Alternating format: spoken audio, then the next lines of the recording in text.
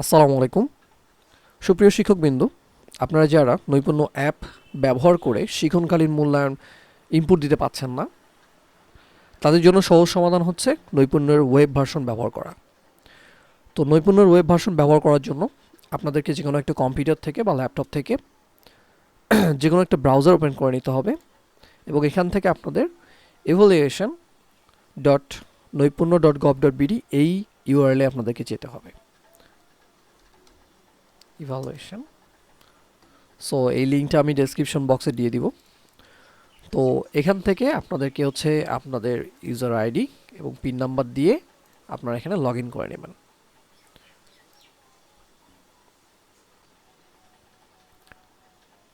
Log in সম্পন্ন হয়ে গেলে আপনারা আপনাদের ড্যাশবোর্ডে আপনাদের নির্ধারিত সাবজেক্টগুলো এখানে দেখতে পারবেন। আপনি যে সাবজেক্টের বিষয়ে ক্লাস নিয়ে থাকেন সেই সাবজেক্টগুলো আপনার এখানে চলে আসবে। যদি আপনার নির্ধারিত সাবজেক্টগুলো আপনি এখানে দেখতে না পারেন, master.নৈপুণ্য ডট গভ ডট বিডি যে সাইটটা আছে সেখান থেকে আপনার নির্ধারিত সাবজেক্টগুলো অ্যাসাইন করে নিতে হবে। তো যাই হোক, আমার এখানে আমার সকল সাবজেক্টগুলো দেখা যাচ্ছে।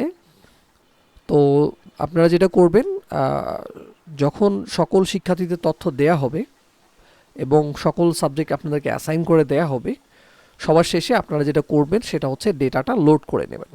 তো যখন ডেটাটা আপনারা আপডেট করবেন এখানে হচ্ছে আপডেট বাটন থেকে, তখন হচ্ছে আপনারা সঠিকভাবে সব কিছু দেখতে পারবেন। নতুন যে তথ্যগুলো আপডেট করা হয়েছে, শিক্ষার্থীদের তথ্য আপডেট করা হয়েছে বা সাবজেক্টগুলো আপনাদেরকে নতুন করে অ্যাসাইন করে দেওয়া হয়েছে।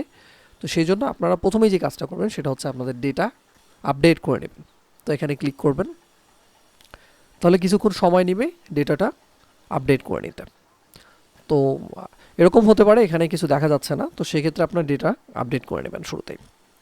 তো এখানে আমি আপনাদের দেখাই দিচ্ছি কিভাবে হচ্ছে আপনারা মূল্যায়ন কার্যক্রম করবেন। তো এখান থেকে যে কোনো একটা আমি সিলেক্ট করে নিচ্ছি। তো শিক্ষণকালীন মূল্যায়নগুলো ইনপুট দিব আমি। তো এখান থেকে শিক্ষণকালীন মূল্যায়নে ক্লিক করছি। তো এখান থেকে একটা অভিজ্ঞতা ড্রপ ডাউনে ক্লিক করে এখান থেকে পারদর্শিতার সূচকগুলো দেখা যাচ্ছে। তো এখান থেকে ক্লিক করে আমাকে এখানে নির্ধারিত ইন্ডিকেটরগুলো পূরণ করে দিতে হবে। তো দেয়া হয়ে গেলে আমি যেটা করব সেটা হচ্ছে আমি জমা দিতে পারবো। তো কোনো কারণে যদি আমি কোনো শিক্ষার্থীদেরকে অনুপস্থিত পাই বা তার মূল্যায়ন কার্যক্রম করতে না পারি, সেক্ষেত্রে তাকে ফাঁকা রেখে দিব। সেক্ষেত্রে যখন আমি জমা দিব তখন হচ্ছে এখানে আমার তাকে জমা দেওয়ার কারণ লিখতে বলতে চাইবে। তো সেখানে হচ্ছে আমরা অনুপস্থিত বা প্রয়োজনীয় কারণ সেখান থেকে আমরা দেখাই দেব, ইনপুট দিয়ে দিব। তো আমি এখানে যেহেতু সাবমিট করব না, সো আমি ব্যাকে ফিরে যাচ্ছি। এবং আপনারা যখন কাজ করবেন তখন হচ্ছে আপনারা চাইলে জমা দিতে না চাইলে কিছুটা কাজ সম্পন্ন করলে আপনারা খসড়া সংরক্ষণ করতে পারেন। এখানে ক্লিক করলে খসড়া সংরক্ষণ হয়ে যাবে। আর জমা দিলে আপনারা হচ্ছে এখানে একটা টিক চিহ্ন দেখতে পারবেন, রাইট চিহ্ন, যার ফলে সেটা দেখে আপনারা বুঝতে পারবেন হচ্ছে আপনাদের জমাদান সম্পন্ন হয়েছে। এবং আপনারা চাইলে পুনরায় আবেদন করতে পারেন এডিট করার জন্য। এই হচ্ছে সবথেকে সহজ ওয়ে। অ্যাপে কোনো সমস্যা হলে, অ্যাপে ডাটা লোড না হলে আপনারা হচ্ছে ওয়েব ভার্সনটা ব্যবহার করতে পারেন। So thank you for watching. ভালো থাকবেন সবাই। আসসালামু আলাইকুম।